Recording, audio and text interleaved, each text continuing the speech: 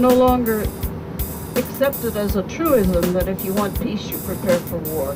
If you want peace, you prepare for peace. And if you want peace, you protect your wilderness areas. You don't use them as bomb sites and military training grounds and places to use depleted uranium, which could poison the atmosphere for hundreds of thousands of years. Society as a whole has legalized, organized murder. And it's called glorification, glorifying war, glorifying killing. And who loves it is little John Howard, who clearly needs Viagra, I think. He's got a case of acute missile envy. I think Australians have every reason in the world to oppose these war games. This is actually the biggest military operation of war games in the world. I'm really excited to be standing with all the people in America and all the people in Australia who are against the war, which is the majority in both those countries. I can't think of many examples where Australian and US forces have done actions together which haven't been to do with attacking and invading sovereign nations. Just talking about like the military build-up that's happening under Howard, you know, doubled the budget since they got in for the military. The message that it sends to all the countries around the region, you know, don't fuck with Australia, we're coming to get you. I'm coming to Talisman Sabre because I believe that integrating our military with the US and facilitating US aggression is counterproductive to human well-being. I think it's really important that we're saying no to these games and saying no to the idea that we need these armies to be occupying Iraq and Afghanistan when in fact it's these occupations which are causing the violence and devastation there. I'm just here as one person to join in with others to make a stand.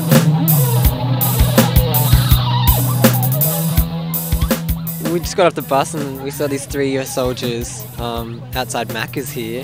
Everyone wanted to go up to them and give them leaflets. We gave them some of the material that we've got, which has like website links to Iraq veterans against the war, and we gave them videos about army resistance during the Vietnam War. We basically just, you know, gently questioned them about their position on the war and what their level of involvement is. And 2 of them have been to Iraq. They're truck drivers and they do respect that there is a lot of violence and destruction going on, but that quote, that's life. It is really interesting to kind of hear that rationale from people who have seen the violence firsthand in Iraq. The guy who was most engaging with us promised that he would watch The Ground Truth and agreed with some of the points that the Iraq Veterans Against the War had on the material.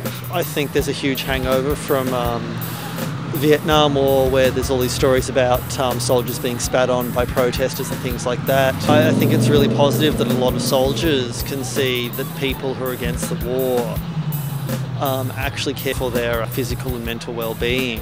On Friday night, we set up our tents and then we went into Yeppoon for the public meeting.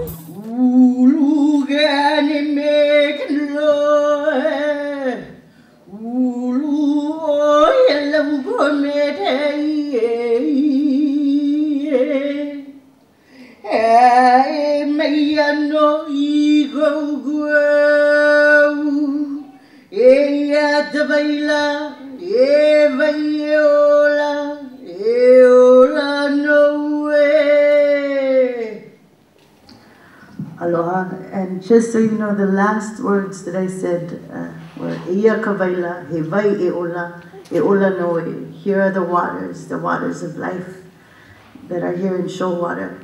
In the Australian, which is Rupert Murdoch's newspaper, there are ads for all the weapons firms. Tenex, which is the biggest weapons firm in the Southern Hemisphere, works with Lockheed Martin, which is the biggest weapons manufacturer in the world. Ad after ad on how we're going to kill people. This exercise here is about killing. Why do we go along with this? We need to do something about drought. We need to do something about our waterways. We need to do something about global warming. We need to do something about public health and hospitals.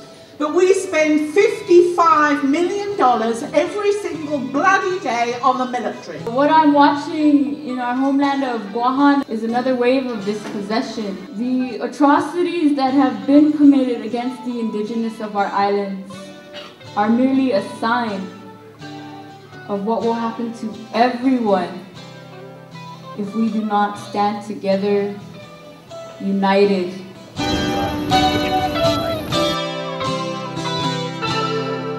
Got stopped at a checkpoint about 12 kilometres out from the actual main gate to the base. Took a decision that we were going to walk the rest of the way. What's going on here is that the US and Australian militaries are getting together for joint exercises. I think there's about 30,000 troops all up, most of which are Americans. They got aircraft carriers, submarines. On each Trident submarine are 24 missiles. On each missile are 8 hydrogen bombs, 100 times larger than the Hiroshima bomb. America's got 5,500 hydrogen bombs on hair trigger alert in their silos and in their submarines and on their aircraft carriers, here, ready to be launched with the press of a button by that not very intelligent man, George Bush.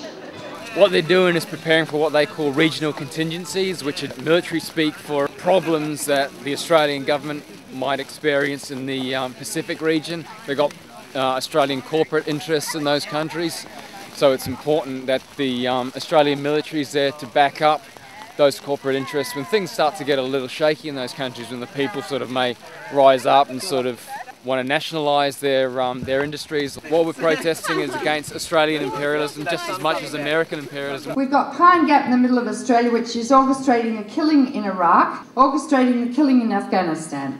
It's orchestrating a first strike nuclear war against Russia. It's orchestrating a missile defence system, which is totally provocative, because when America sets up missile defences, China and Russia say, okay, we'll just build more nuclear weapons. We're on the edge of nuclear annihilation, much more so than we were at the height of the Cold War.